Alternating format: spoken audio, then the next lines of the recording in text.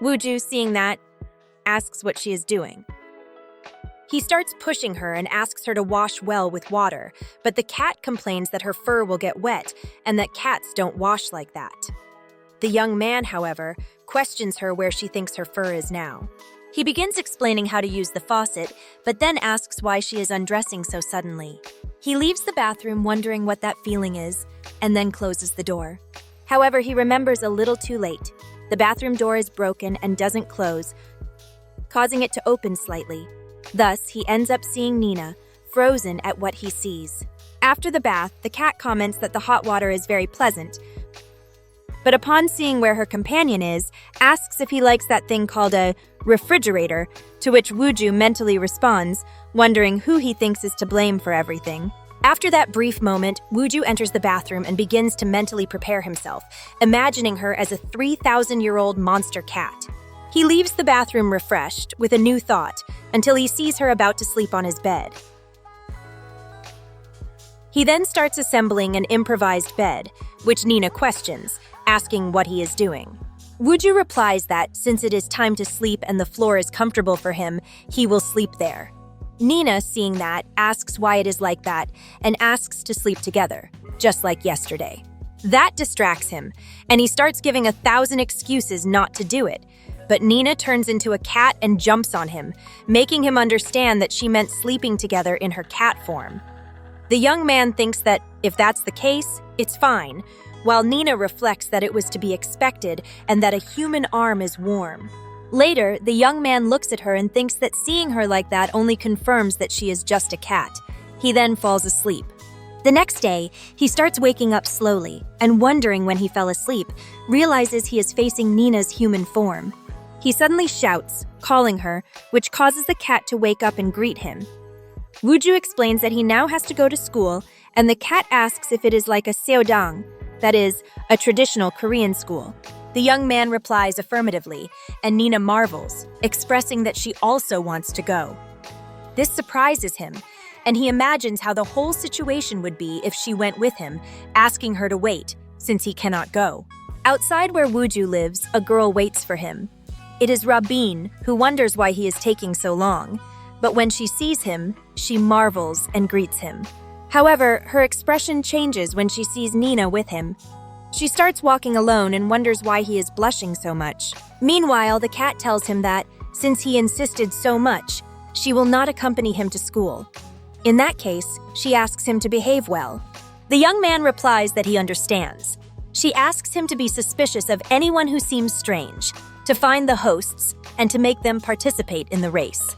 He replies that he will, and asks her to stay at home and not cause trouble by wagging her tail and wandering around like last time. But seeing that he has already left, the cat smiles, transforms, and leaves the place. Already at school, Wooju wonders how he can find the hosts if he doesn't know anyone. He also doesn't see strange people acting like Rabin.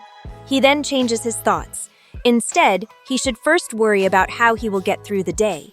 He opens his classroom door and notices that there is no one, or almost no one, since some students ask why there are empty seats today.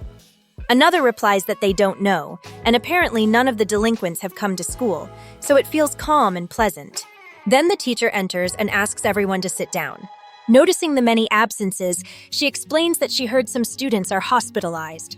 Many students wonder if there was a gang fight or a motorcycle accident, but the teacher asks for silence and says that the teachers are also aware of the situation, so rumors should not be spread, nor should a chaotic atmosphere be created. Finally, she orders the class representative to start with the greeting. At the end of class, Wooju thinks everything is very quiet and wonders if school was always like this. Then he realizes it is already time to return the books he borrowed a while ago. He runs to the library and, upon returning the books, thinks it would be wonderful if every day were like this. When taking the books, the receptionist and Wooju touch hands at the same time, exchanging glances. The young man apologizes, and the woman does too. Then she sees what he was reading and says it is very cute. The young man responds that it is because he likes animals. The receptionist says she knows, but Wooju doesn't listen. She explains that she always sees him in the biology section of the Natural Sciences library. This leaves the boy blushing, and he reflects that, had he known this would happen, he would have read more advanced books. Then the girl tells him that if he has finished returning the books, he should leave. He does so immediately. Upon leaving, he thinks it was embarrassing and wonders how he will go to the library now. Just then, he bumps into Rabin. Their heads collide and the boy quickly apologizes. Seeing who it was, he calls her. The girl asks why he walks without looking where he is going. The young man apologizes again, and she asks if he has seen anyone suspicious. Then she looks at him more closely, taking him by the arm and saying that this won't do. He must check if he is doing it correctly. Wooju asks where she is taking him. Rabin explains that it was mentioned that gods would be descending directly into humans and that for now, they should search mainly in crowded places. Understanding her intentions, he says she is very smart. She asks why he is so inconsiderate, and he replies that he doesn't need to explain. He then remembers something from the past and comments that back then she looked cute. She asks if she isn't cute now too. Then she mentions that she had forgotten and adds that among the school people related to him, there are also delinquents. Hearing that, he confirms she is right, getting a little nervous. Rabin, seeing this, asks if he is okay, and he replies that suddenly his chest hurts. He says he is fine and asks her to wait a moment, that he will go to the infirmary and return shortly. As he leaves, the girl hears some thugs talking and thinks that perhaps one of them is a Zodiac. She follows them and hears them asking if everyone was gathered there and why they arrived so late.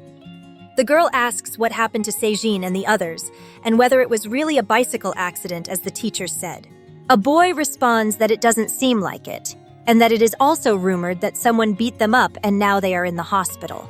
Rabin, hearing this, is surprised, but even more so when a boy is thrown into the air, revealing that the culprit was a girl with glasses. Meanwhile, already in the infirmary, Wooju asks the doctor if he can leave, but the woman responds no, approaching him with a lot of sensuality. She states that the treatment is not yet finished. Over the young man, she begins unbuttoning his shirt and states that the treatment is not yet finished, leaving Wooju very confused. But before all that happened, the student was in the hallways, wondering why his chest suddenly felt so tight. He entered the infirmary and called the doctor. Upon seeing her, he apologized as she was taking off her stockings. She explained that there was a hole in her stockings. The young man wondered what was happening and why his heart was beating so fast, as if he were scared. He then denied that it was fear. It was something slightly different from a simple, strong heartbeat. Then the woman took him and asked if by any chance he had come there because his chest hurt. Hearing that seemed to intensify the sensation even more.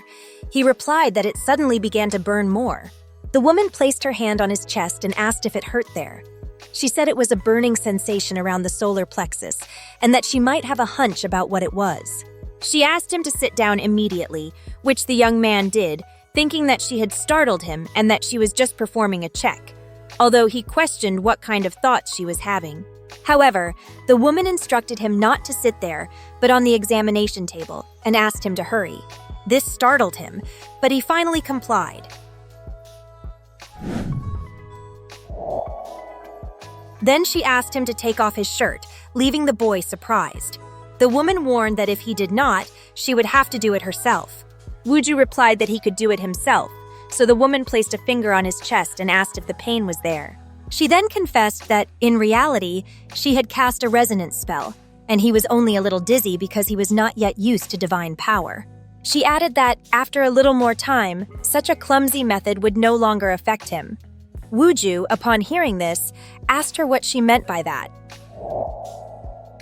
Over the young man, he asked her to wait, but the woman whispered in his ear that he was lucky, starting to change her form and stating that now she would make it hurt. She revealed her true appearance and prepared her tail to attack. Luckily, Wooju dodged. Meanwhile, a student was hit, and the others ran to help him while asking the aggressor who she was. The girl positioned herself and attacked another student before someone else could strike her. She changed her physique, revealing her identity and grabbing the boy by the neck. He called for help, but after looking at him for a few seconds, the girl released him, only to step on him. The young man asked why she was doing that. The student replied that she didn't need a reason to hit others and struck the boy even more. All this was being watched by Rabin, who thought he wasn't answering his phone and wondered what he was doing now at such a critical moment. Then Rabin was startled by a scream, dropped her phone, and drew the attention of the girl, who was already somewhat transformed. But before the student could find the blonde, Rabin quickly disappeared.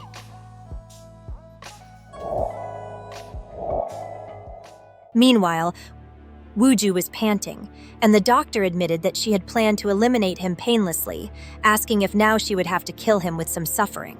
This scared Wooju, who ran out of the infirmary screaming in fear. At the same time, the snake woman began chasing him. The young man, upon seeing her, wondered if she was also a host and began looking for a place to hide. He saw a classroom and went inside, staying silent for a few seconds and noticing that the pain in his chest seemed to disappear. Still, he wondered what he should do now. However, the snake woman used her ability to detect him by the heat his body was emitting. Before she could attack, the student managed to dodge. The woman looked at him and said that she had already found him.